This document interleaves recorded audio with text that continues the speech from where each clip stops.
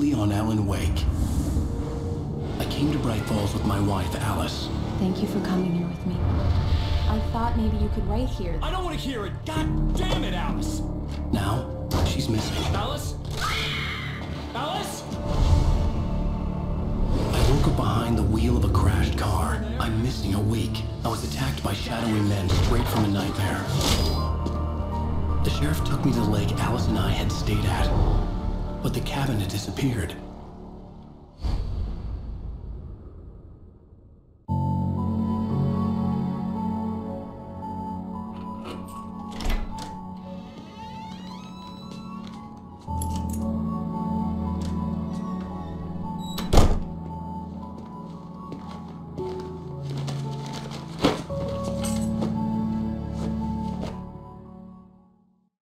Honey, I'm home.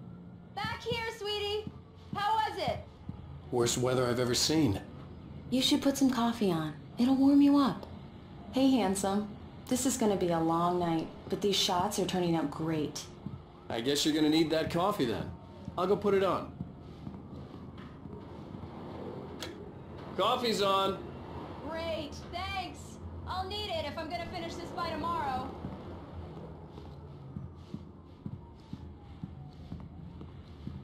Oh, hey, I just finished those cover mock-ups. They're on your desk. Tell me what you think. No kidding. I didn't think you'd get them done this quickly.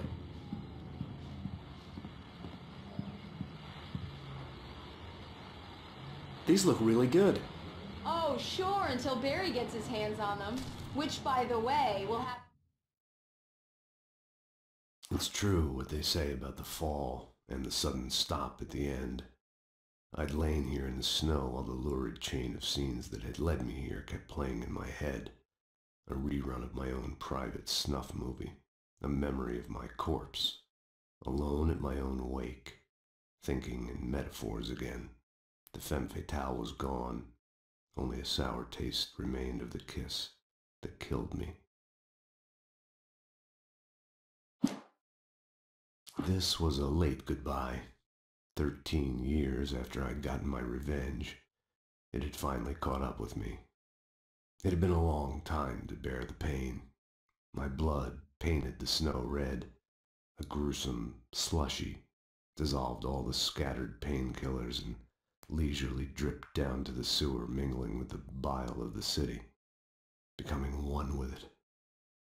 I can see them now, my wife and my baby. Honey, I'm home.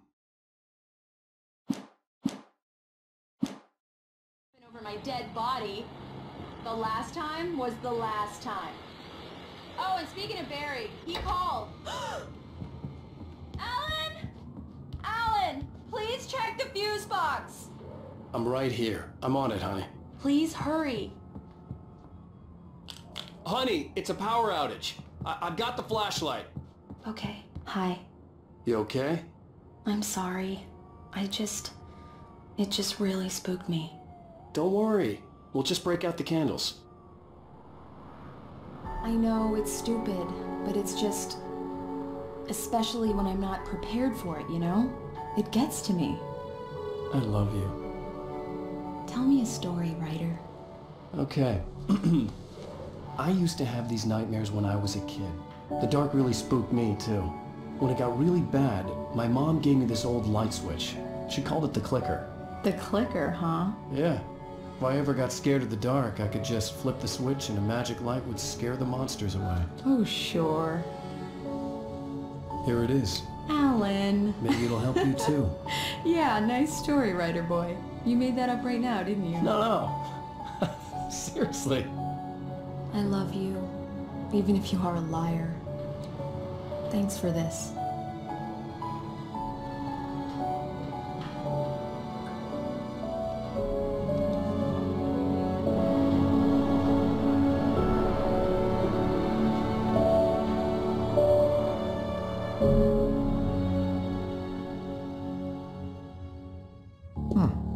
How do you feel, Mr. Wake? Any nausea, disorientation, anything like that? Mr. Wake, how are you feeling? I'm okay. My head's fine. I had to lie about my headache and memory loss. He'd send me to a hospital for tests. I couldn't leave without Alice. Very well. I don't think you have a concussion, but you've obviously been through quite a shock. You should take it easy for a couple of days. Thanks. Well then, Mr. Wake, we're done here. If the pain gets any worse or you experience any other symptoms, you should come see me. I'll let you get on with it then. Sarah, Sheriff Breaker, is waiting for you. She's very good at her job. I'm sure she can locate your wife in no time.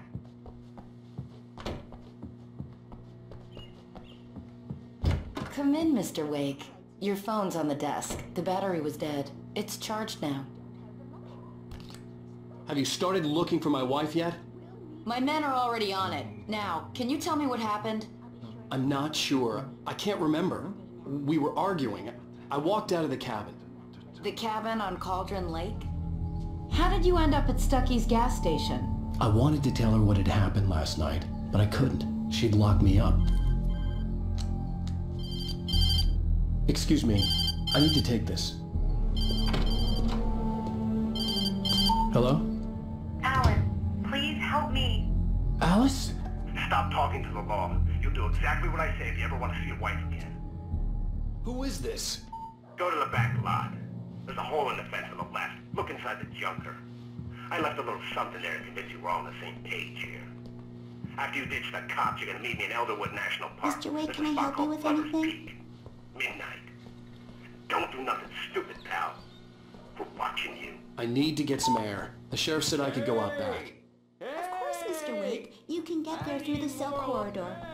Hey, mister! Hey, can you turn the light? The light's on! The deputies... Thank you, man, thank you. Hey, you're alright. You're a good guy.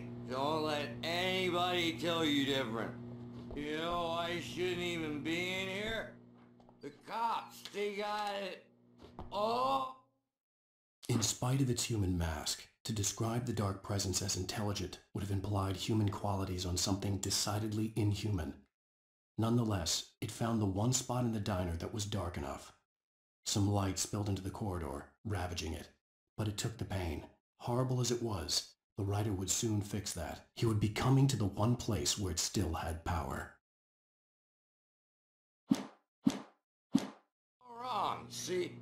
Sure. The early morning light hurt my eyes and made my head ache. The man on the phone had said, "Go through the fence on the left."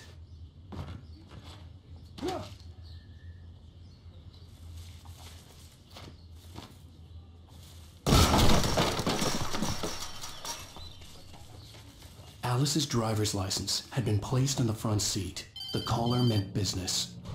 Barry? Ow! Thank God! Where the hell have you been? I've been trying to reach you for a week, you and Alice. I've been worried sick. I flew out yesterday. I'm here in Bright Falls. Barry, listen to me. I'm at the sheriff's station. Come and get me. I can't talk now. Al, what the hell is going on? I had to get the sheriff to let me go. I needed to get to Elderwood National Park to meet Alice's kidnappers.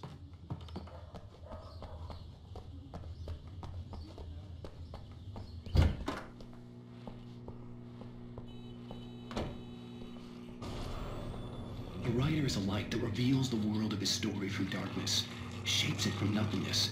The way a sculptor carves a statue from a block of granite. If I stop, the world I'm making dies. Darkness will reclaim it. It's a long, hard journey into the dark. Alice's life is at stake, but I can't think about that, or I'll lose it. The dread lingers at the edge of perception. I'll push on. Anything is possible here.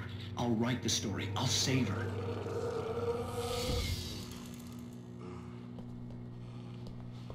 Marvelous, Sarah. I just wanted to settle all the damage the Anderson brothers might have inadvertently caused on their recent... Are you feeling any better, Mr. Wake? I'd like to leave. Am I free to go? Well, we still need to talk about... Am I under arrest? No, of course not. But I need to know where you'll be staying so I can get in touch with you. I'd avoid the motel. The Majestic is known for its roaches. The cabins at Elderwood are pretty nice, though. That sounds perfect. I'm Dr. Emil Hartman. I'd like to invite you to stay at Cauldron Lake Lodge. Did you talk to my wife? I had the pleasure of discussing your situation with her on several occasions. Did you set something up with her? I invited her here. My clinic is a place where... Oh, hey, come on. Take it easy. Hey, nobody move! Get your hands off of my client! Who are you? I'm Barry Wheeler, his agent. If you have business with Mr. Wake, you talk to me. You yokels won't know what hit you once I sick my lawyers on your asses. No harm done, Sarah. I'm all right. I don't want to press charges. Mr. Wake, my offer still stands. Get me out of here. What the hell was that about, Al? We don't need a replay of that thing with the paparazzi. I thought they were gonna lock you up. I had to talk to someone. I told Barry everything. He thought I was certifiable, but when he heard about the manuscript, I had him. The fact that I'd written something, even if I couldn't remember it, was enough for him. He smelled money. And he believed that Alice had been kidnapped. Anything beyond that was another story. I had a midnight appointment with the kidnapper in a place called Lover's Peak, somewhere in Elderwood National Park. The plan was to rent a cabin. I don't like it, Al. I don't like any of it. It's not good. In fact, it's the absolute opposite of good. Mr. Wake! Barry, you found him! Hi, Rose. Oh, wow. I was just thinking about you, too. Great. I was just bringing Rusty some coffee. He's on the balcony, looking after Max. Poor thing. I really need to go. Great to see you again, Mr. Wake. Later! Who's Max? What an airhead. Jeez, Mr. Takes a swing at everybody.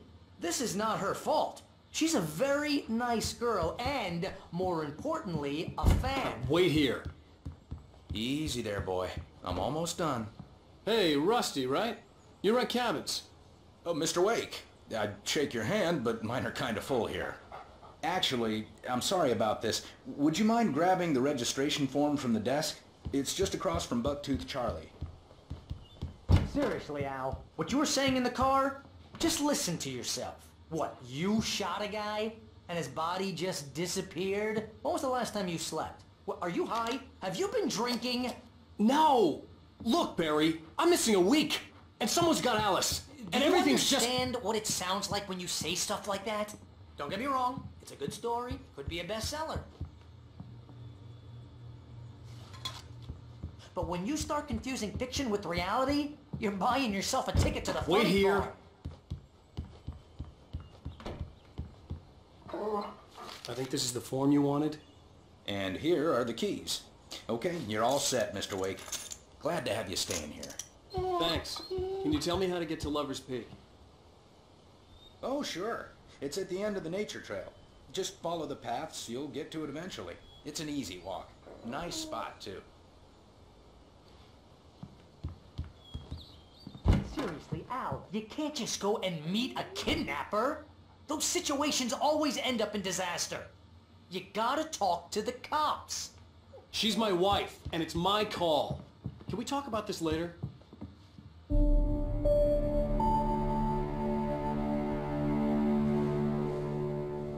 That's just crazy talk, Al.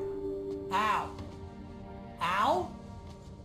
We should go to the sheriff or call the FBI. Damn it, Barry, they'll kill her! This is not a goddamn debate, Barry. I'm going to Lover's Peak. He said to come alone. Okay then. I understand. You're my best friend and I'm worried that you're not right in the head. Tell me what to do to help and I'll do it. You stay here, and if I'm not back by morning, call the cavalry.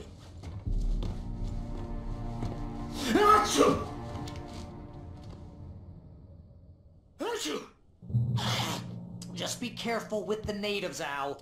These yokels are dangerous.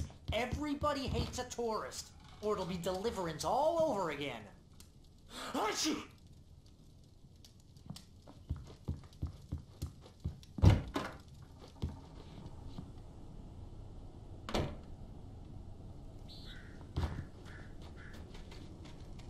I'll wait here, Al. I'll hold down the fort.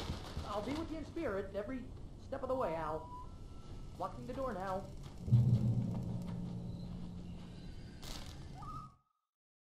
Barry had never gotten along with Alice, but he knew Alan loved her with an almost frightening intensity. And now something had happened to Alice. And here was Al armed with a gun and saying things people got put in padded cells for. It was as if his friend had experienced a massive psychotic episode and was now totally disconnected from reality. It scared the shit out of Barry.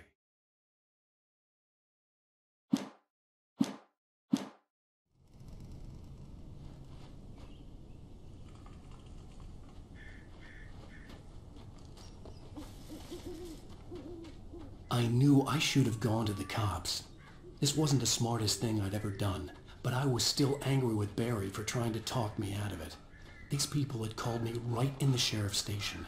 The cops wouldn't scare them, and they had Alice.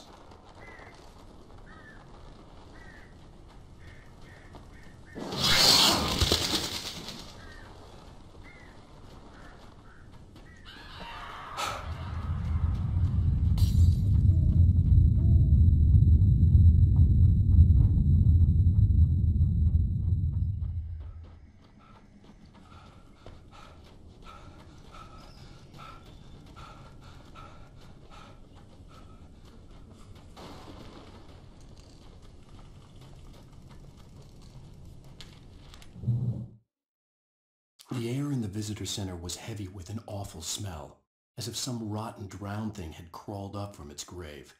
Rusty kept coughing blood. My eyes were drawn to the twisted shape of his broken leg. The attack had been vicious. Max whined in his cage. Rusty's eyes were wild with fear and terror. He gasped. "Mr. Wake, it happened just the way it was on that page."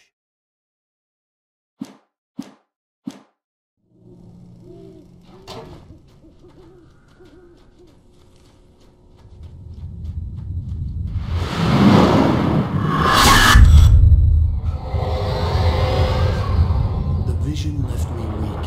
This was no hidden.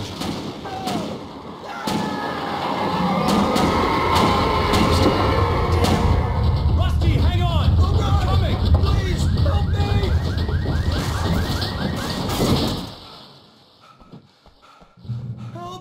Help me! Can you hear me? Anyone? Hello? Please help! Back here. Mr. Wake? Oh, hell. It happened just the way it was on that page. I found came true. It knew. So dark. It'll come back for me. You must... The lights. In the office. I have the key. Okay, Rusty. Hang on. I'll be right back. Whatever did this couldn't be far. Rusty had found a page from the manuscript. It would help me understand what had happened. The only way to make sure that Rusty was safe was to get the power running and the lights back on. The visitor center was sturdy, but the impact turned the front of the building into splinters. Rusty was thrown across the lobby like a rag doll and hit the far wall hard. It didn't hurt until he tried to move and saw his leg bend the wrong way. Felt the broken ribs stabbing him on the inside. Rusty howled in pain and fear, suddenly afraid to die alone.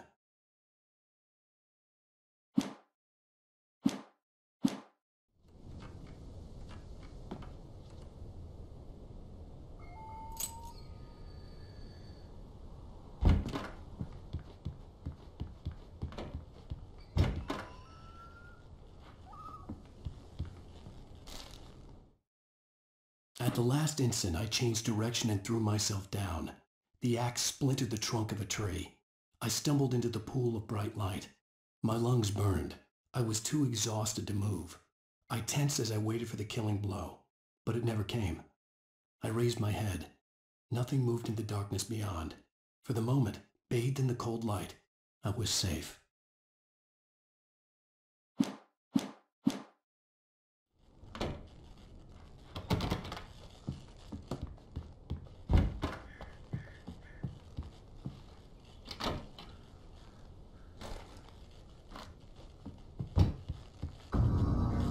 I was too late. Someone had destroyed the circuit breaker. There was no way to get the lights back on.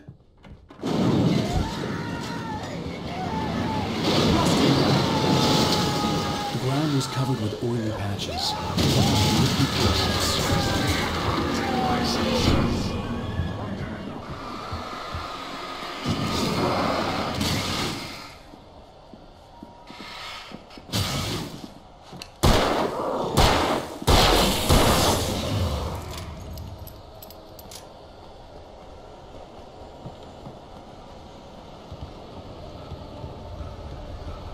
Something had torn a mammoth-sized hole in the wall. Animals. Fishing Is only permitted for those visitors who purchase a portable license. Obey the operator's instructions at all times. Rusty? Rusty, no! Never. No closer than 100 yards. Two bears and wolves never approach any other wildlife closer than 100 yards. Pets must be leashed. All times. Never leave your pets unattended. It is against the law to remove any natural objects from the park. Gross.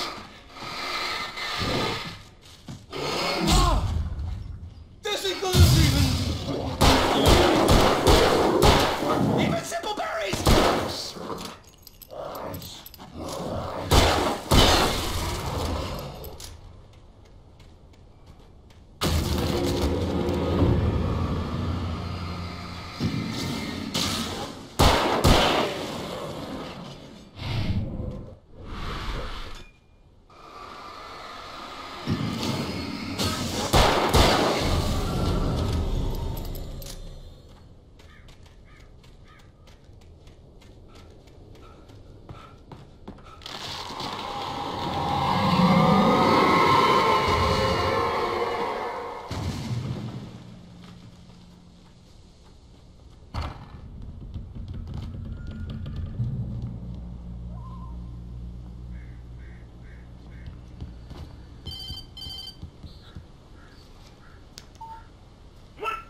What the hell was that? I saw from the window. I saw something. Forget about it, Barry. It's just me going crazy. Oh, jeez. Oh, jeez. You're not crazy. I wish you were crazy, but you're not crazy. Ow, be careful. Stay in the cabin. Don't open the door for anyone. I mean it.